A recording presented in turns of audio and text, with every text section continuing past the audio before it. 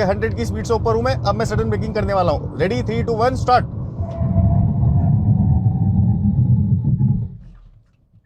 अगर आप petrol lover हैं तो इसमें दो पेट्रोल के इंजन है। एक है 1 लीटर इंजन, इट मींस की 1000 सीसी का, और एक है 1.2 यानी कि 1200 सीसी का इंजन। बट ये डीजल में भी आती है, ऑटोमेटिक ट्रांसमिशन और मैनुअल के साथ। और यहाँ से जो ये हुड के अंदर ये जो लाइंस है ना, ये बहुत अमेजिंग सी चीजें हैं। इनफैक्ट कि ये जो ग्रिल है, इसकी वजह से अगर इसको सेंटर से देखा जाए कार को, तो ये माइक्रो एसयूवी नहीं, ये एक बड़े लेवल की एसयूवी लगती है, क्योंकि जो इसका डिजाइन है वो बहुत अच्छा है। और सबसे अच्छी बात ये है कि ये 4 डिस्क ब्रेक के साथ में आती है, तो आपको आगे भी डिस्क ब्रेक मिलते हैं एंड पीछे भी डिस्क ब्रेक का सपोर्ट मिलता है। अभी मैं जो चला रहा हूँ ये जीटी लाइन है। इसमें भी देखिए कि जो एग्जॉस्ट टिप है वो नीचे की तरफ छुपी हुई है।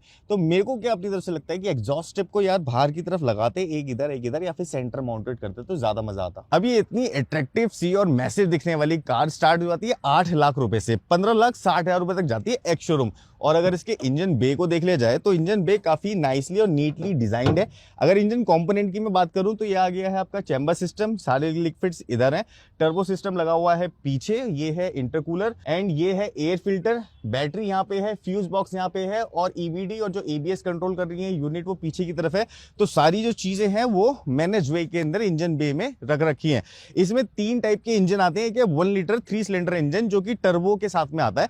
तो क्या है कि ये इंजन है जो बहुत ज्यादा पावर प्रोड्यूस कर रहा है। एक इसके अंदर आ रहा है यार 1.2 लीटर इंजन, एक इसके अंदर आ रहा है 1.5 लीटर डीजल इंजन। तो इसमें ना 3 ट्रांसमिशन है, एक है मैनुअल ट्रांसमिशन, एक है IMT means intelligent manual transmission, ये भी मैनुअली होता है बट इंटेलिजेंट होता है।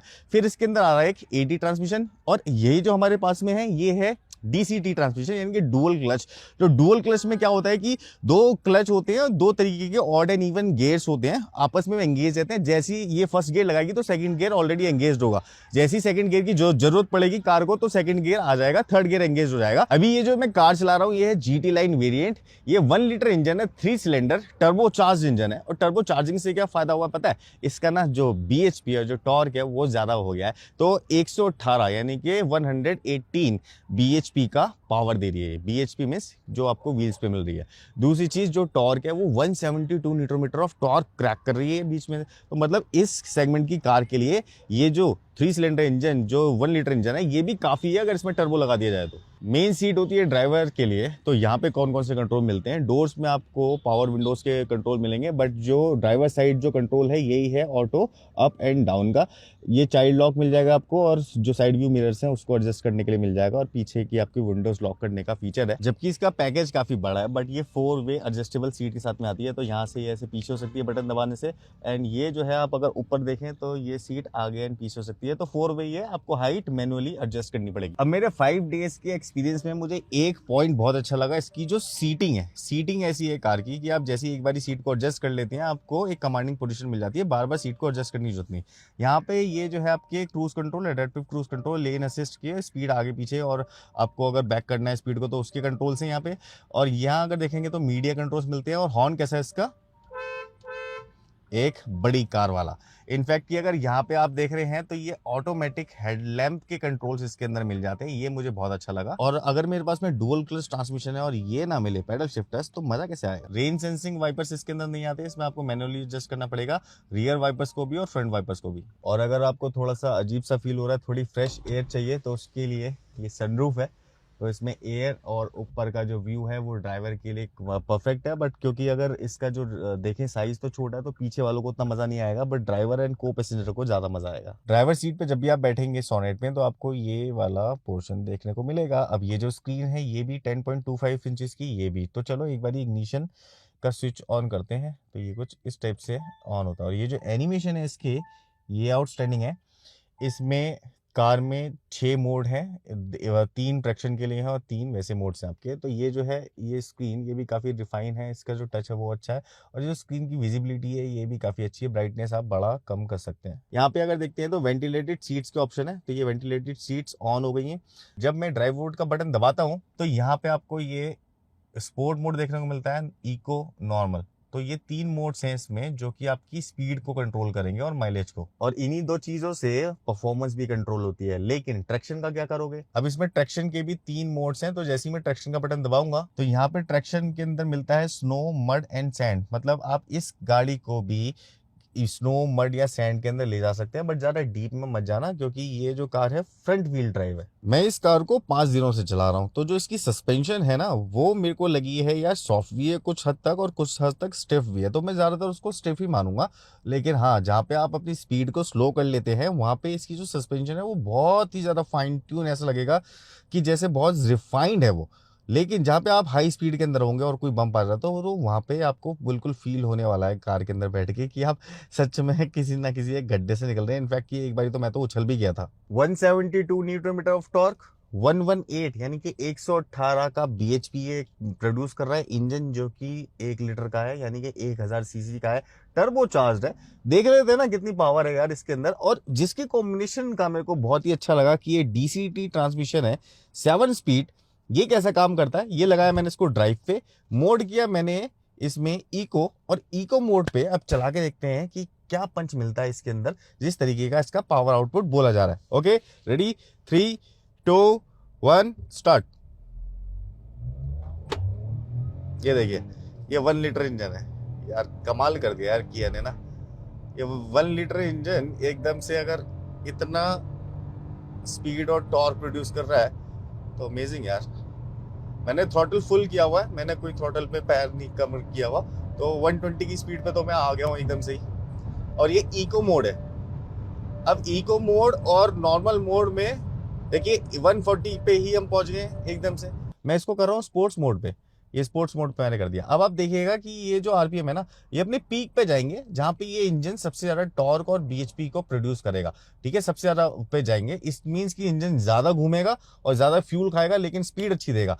तो हम ट्राई करते हैं स्पोर्ट्स मोड पे। Okay ready, 3 2 1 start. अब मैं थ्रॉटल मैंने फुल छोड़ दिया है, अब देखना ये स्पोर्ट्स मोड है इसका यार।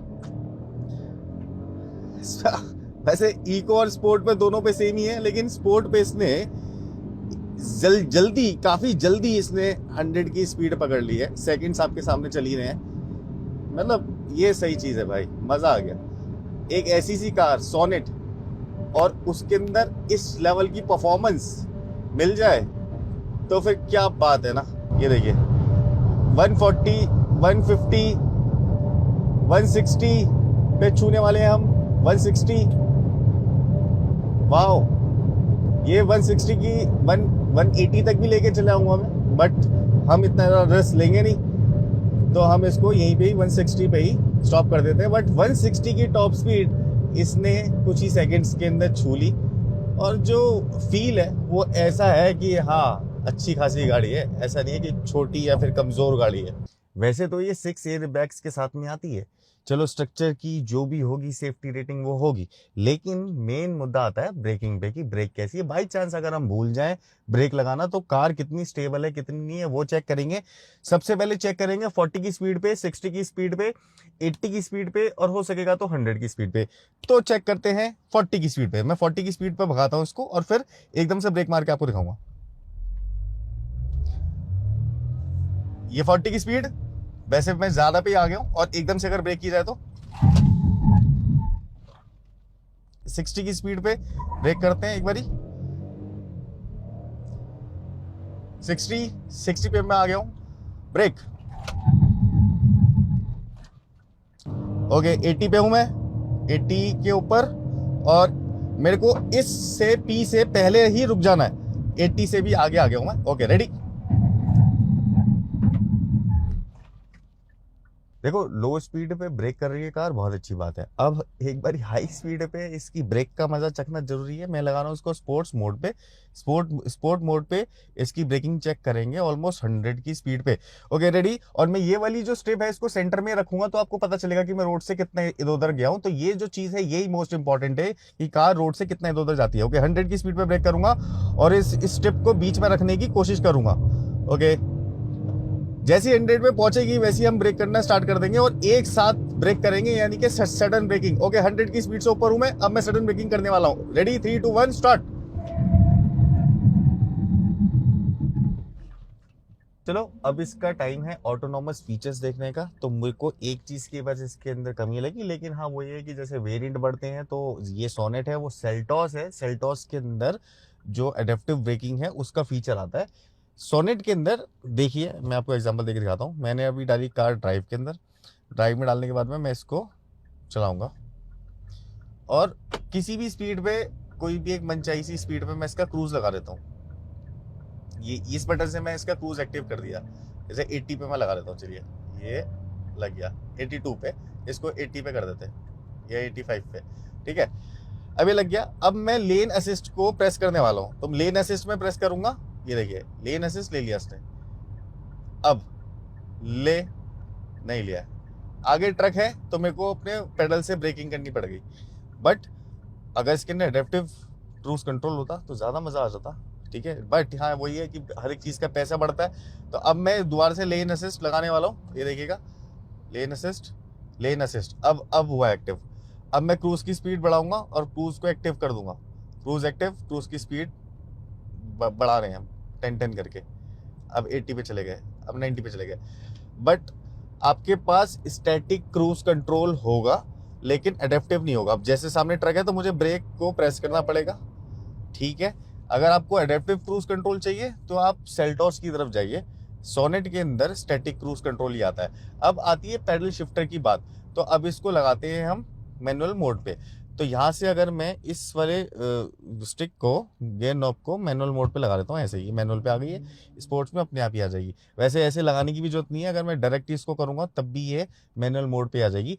बट मैं फिर भी इसको ऐसे कर देता हूँ। तो गियर दो तरीके से शिफ्ट की जा सकती है। एक तो ऐसे देखेगा, ये देखेगा गियर नॉब, ये सेकेंड, ये थर्ड, ये फोर्थ, ये फिफ्थ, ये सिक्स्थ, ये सेवंथ। तो इस 7 स्पीड गियर बॉक्स सही है, डुअल क्लच। और अगर डाउन कर दिया तो ऐसे करके मैं डाउन इसको कर सकता हूँ। ये देखिए अभी मेरे पास आरपीएम फुल है, मैं इस ट्रक से आगे निकलने के बाद में इसको डाउन शिफ्ट करके भी आपको दिखाऊंगा। तो अब यहाँ पे डाउन शिफ्ट हो गई है लेकिन कार ने कोई झटका नहीं मारा। मैं इसको और ज्यादा डाउन करूंगा तो अब उसके पास स्पीड ज्यादा है लेकिन मेरी जो गियर है ये कम कर रहा हूं मैं, तो मेरे को इसका जो कंप्यूटर है वो कम नहीं करने देगा, क्योंकि उसको भी ये पता है कि भैया इतने ज्यादा जो हमारा टॉर्क कन्वर्टर है वो टॉर्क को कन्वर्ट नहीं कर पाएगा।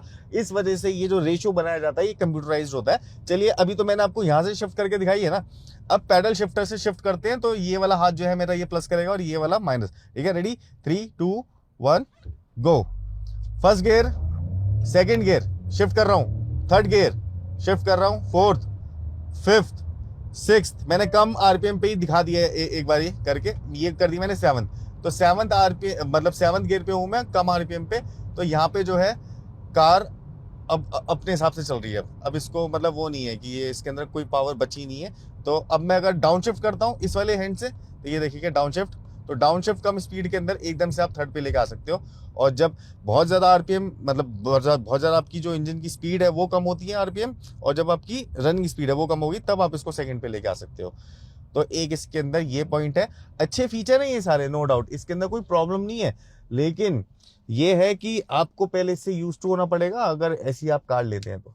ओके देखो इसमें ना ये भी फीचर है यार, जैसे कि मैं टर्न इंडिकेटर देता हूँ तो मुझे ये ब्लाइंड स्पॉट मॉनिटरिंग का एक फीचर देता है कि मेरे इस व्हील पे कितना स्पेस है, कोई है तो है नहीं ऐसा बंदा। अगर मैं राइड भी करता हूँ तो देखो ये राइड का भी दिखा देगा। कितना सेक्सी फीचर है ना कि ब्लाइंड स्पॉट मॉनिटरिंग आपको ऐसे करके देखने में मिल जाएगी। बट हाँ ये है कि ब्लाइंड स्पॉट डिटेक्शन वाला फीचर इसके अंदर नहीं है, क्योंकि ये एडास लेवल 1 है।